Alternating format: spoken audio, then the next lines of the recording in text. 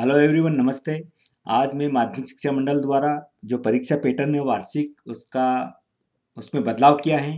Blueprint जारी हो चुकी है, उसका पूरा एनालाइज बताऊंगा। अगर मेरे चैनल पर आप पहले से हैं तो आपका आभारी हूं, और अगर नए हैं तो मेरे चैनल को सब्सक्राइब करें और वीडियो अच्छा लगे तो अपने दोस्तों को देखें। मैं आज बोर्ड माध्यमिक शिक्षा मंडल ने जो बदलाव किया है वो पूरी जानकारी आपको बताने वाला हूँ। पूरा वीडियो अंत तक जरूर देखें। अब पुराने रटे रटाए प्रश्नों को याद करना पर विद्यार्थी बोर्ड परीक्षा में बेहतर अंक नहीं ला पाएंगे, बल्कि उन्हें पूरा पाठ को गहराई से पढ़ना होगा। माध्यमिक शिक्षा मंडल ने सत्र 2020-21 की बोर्ड परीक्षा पद्धति में बदलाव किया है। अब सभी विषयों में 30% वस्तुनिष्ठ आधारित प्रश्न होंगे और 30% सब्जेक्टिव होंगे। 40% तार्किक समझ परख के प्रश्न होंगे। मंडल ने हर विषय के पूरे पाठ्यक्रम को 3 यूनिट में बांट दिया है। सभी यूनिट से प्रश्न पूछे जाएंगे।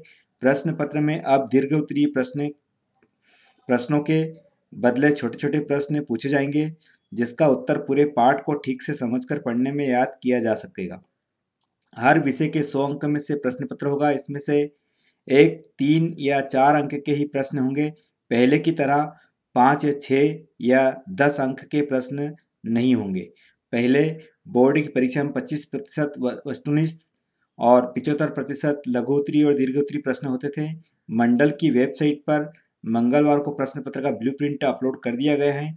इसको आपको ध्यान से देखना चाहिए, अपने हर सब्जेक्ट का एनालाइज करना चाहिए और अपने को तैयारी करना चाहिए। इसी तरह ये बदलाव किया गया है। कुल 100 प्रश्न का होगा। 30 अंक वस्तुनिष्ठ के होंगे, 30 लघुत्तरीय होंगे और 3-3 अंक के 10 प्रश्न 75 से 100 शब्द के होंगे और 40 अंक तार्किक प्रश्न होंगे, जो 4-4 अंक के 10 प्रश्न होंगे। 120 से 150 शब्द में उनके उत्तर देना होगा। तो पूरा वीडियो अंत तक देखें ताकि आपको जानकारी मिल सके।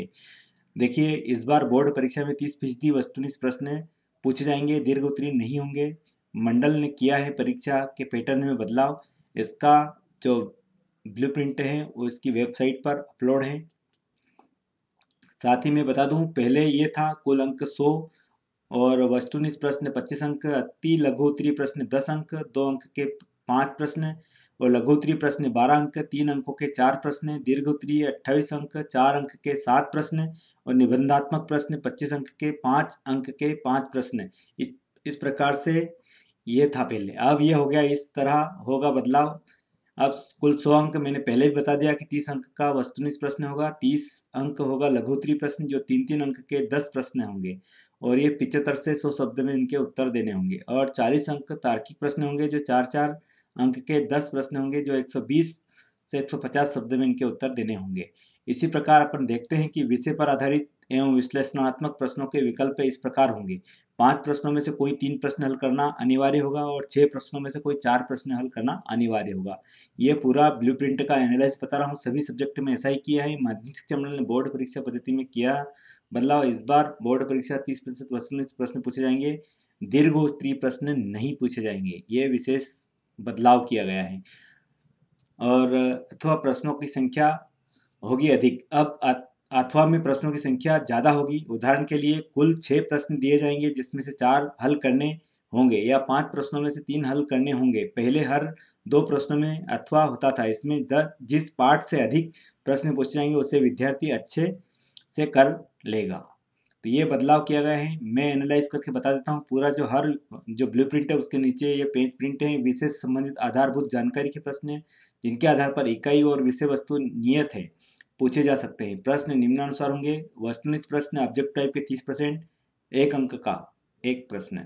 विषय आधारित होंगे 30% अंक और ये 3 अंक का लगभग 75-100 शब्द में उत्तर देने होंगे। विश्लेषणात्मक 40% होंगे, जो 4 अंक का होगा, लगभग 120 से 150 शब्द पूछे जाएंगे। विषय पर आधारित एवं विश्लेषणात्मक प्रश्नों के विकल्प इस प्रकार होंगे। 5 प्रश्न में से कोई 3 प्रश्न हल करना अनिवार्य होगा और 6 प्रश्नों में से कोई 4 प्रश्न हल करना अनिवार्य होंगे। तो अथवा वाले प्रश्न बढ़ा दिए हैं। प्रश्न की जो साइज है वो छोटी कर दी गई है। ये इस बार बदलाव किया गया है।